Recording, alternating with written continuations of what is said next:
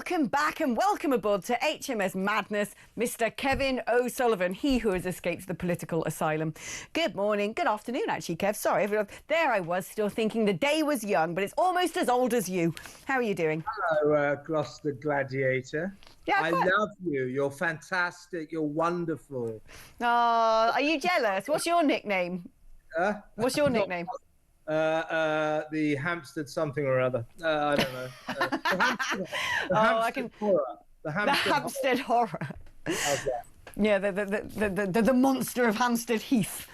The Prowler of Hampstead. Actually, that sounds pretty grim. I'm sure the Prowler of Hampstead probably wasn't born in... I don't want that nickname. Yeah, I was going to say the Prowler of Hampstead is no doubt not born in Britain, according to statistics anyway. Did you like that segue?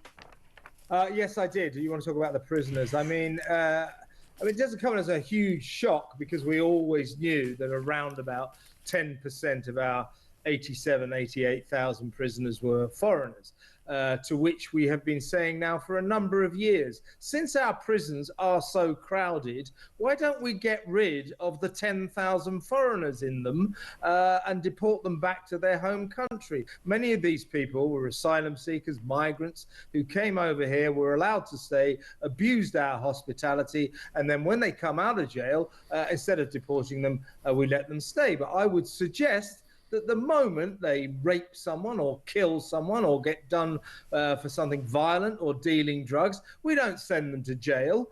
We send them back to their home country. Therefore, we can put our own prisoners in there and we won't have to keep releasing extremely dangerous men like Keir Starmer keeps doing. I was going to say we shouldn't release extremely dangerous men like Keir Starmer.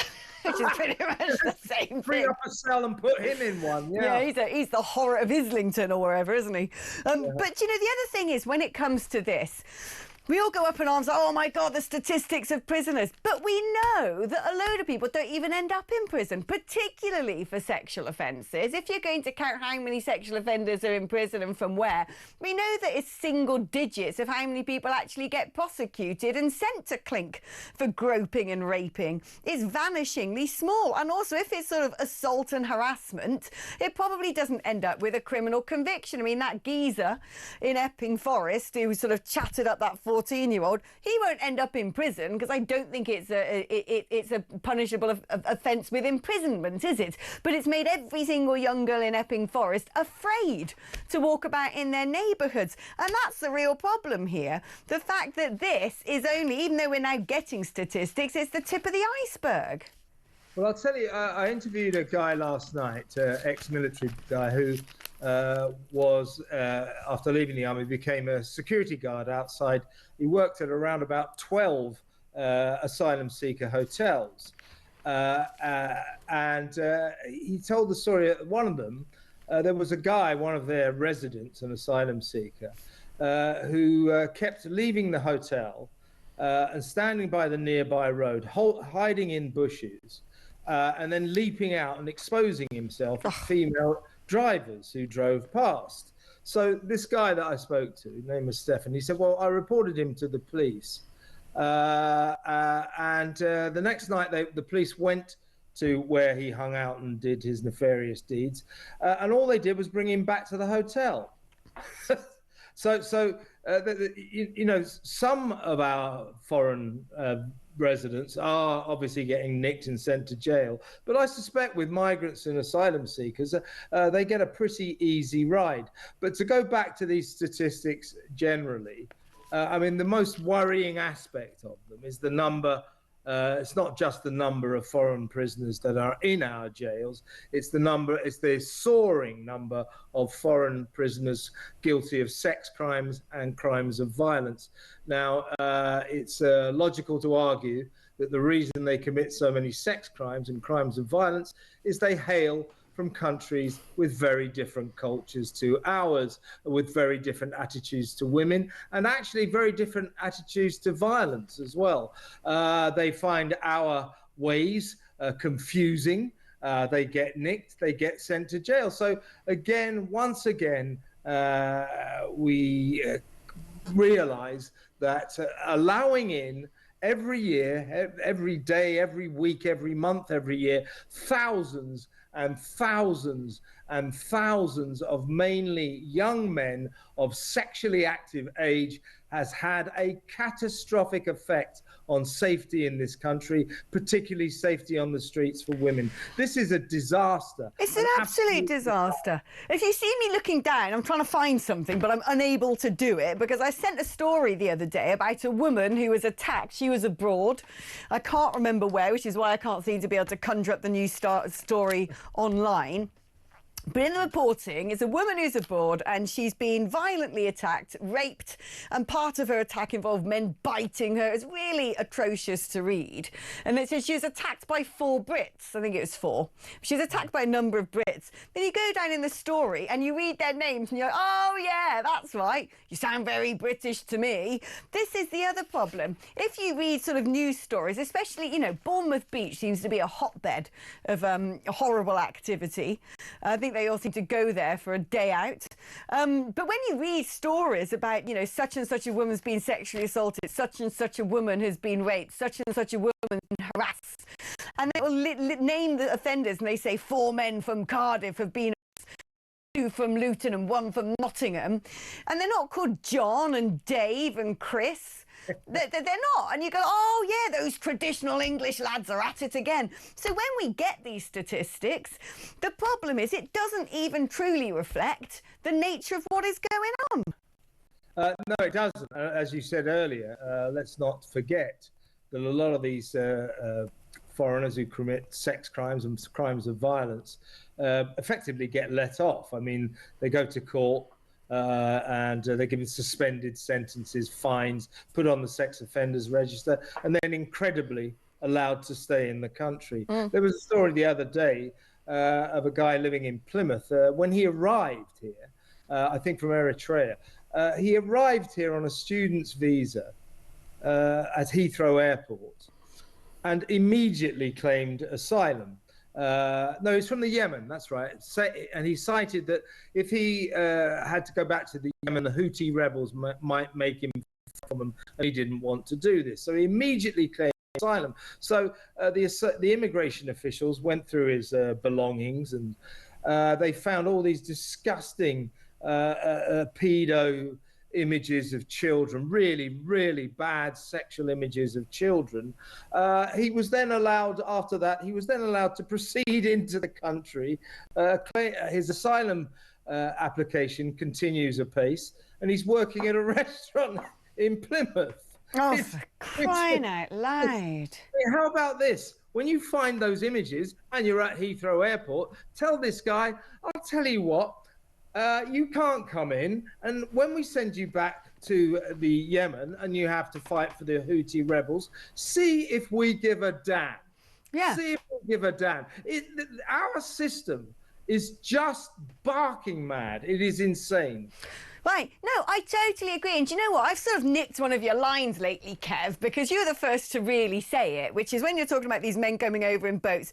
A lot of people always say men of fighting age, these men of fighting age. You've been pointing out that these men are of a, you know, very sexual age. And I think... Yeah, sexually active. And this is, yeah, and this is vitally important. And I was having this conversation the other day because it occurred to me that when you get all these leftists standing outside these hotels, they're counter-protesters with their refugee welcome signs, they're the ones who are the racists. Because what they do is they see men coming from other countries, they see brown skin, and they immediately think they're pathetic and weak and vulnerable, and they need our protection like poor little lost lambs.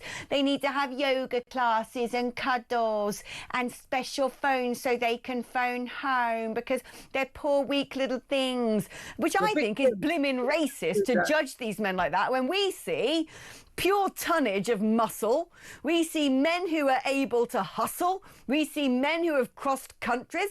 We see men who are daring enough to get in a boat and pay a criminal. That's what we see. And so therefore, they're alpha males who represent a threat. You made a good point. I heard you earlier make that point, and I think it's a very good point.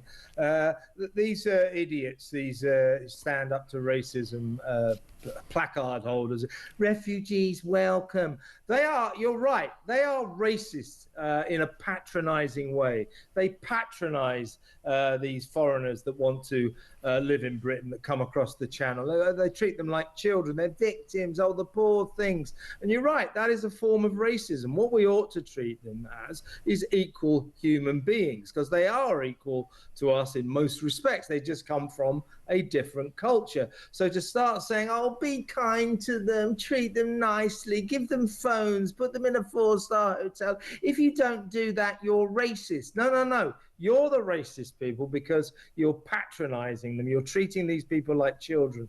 You're not respecting them, to be honest. Emasculating them, basically. All of those sort of, I mean, it is the emasculating men, isn't it, who are standing there with their vegan sourdough sandwiches and they're, you know, they have to grow those beards, don't they? Because otherwise you wouldn't have noticed they've passed puberty. But they're the ones who are basically, you know, look at these men and the women as well, that always look like sort of weird librarians. So you go, aren't they lovely?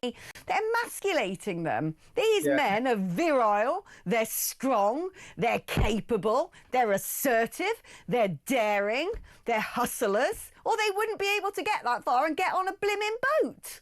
Well, these virtue signalling lefties are among the most pathetic people in Britain. They really, really are. It's just that all they're doing is virtue signaling. Aren't we nice? We want migrants to stay here. We want to be kind to them. Do you know what they remind me of? They remind me of the most pathetic people in Britain. And those are the people who belong to the Queers for Palestine organisation, unaware apparently that if they went to Gaza, or Palestine as you might want to call it now, they'd probably be thrown off the top of a car park, a multi-storey car park, for being gay. So this sort of impulse to be left-wing and liberal, I've got nothing against that, but with most of them, it is nothing to do with their sympathy for migrants, their sympathy for the downtrodden and the vulnerable. It's all about them. Look at me, aren't I wonderful? Look at my refugees are welcome sign. Aren't I a fantastic person? No, you're utterly pathetic. No, not only that, you're dangerous and you're destructive. That is the problem here. Now, you know our Cardi P has been moonlighting a few floors down with Times Radio. Well, he had the honour of speaking to Jeremy Clarkson this morning. Let's have a little listen. Just wonder, is Keir Starmer still barred from your pub? Oh, God, yes. Yeah, I hate very few people in life, but I do hate that man. He's awful. No, he's definitely banned. He's just so flippant about farmers. Whenever you ask him, it's just like, well, who cares about them? And that's one of the things I really dislike. And then I watched him with Trump, trying to argue, well, we haven't really taxed them. Well, you have. I mean, this is the thing. Did you notice when Donald Trump came over, Sir Keir Starmer said, oh, we've had free speech here for a long time. Well, we'd only recognise Palestine when it's the good and proper time to do it. And then all of a sudden, as soon as Donald Trump's back on the aeroplane aboard, he's like, right, we're going to recognise Palestine. We're going to set up a unit in Whitehall to spy on everybody. He's such a liar.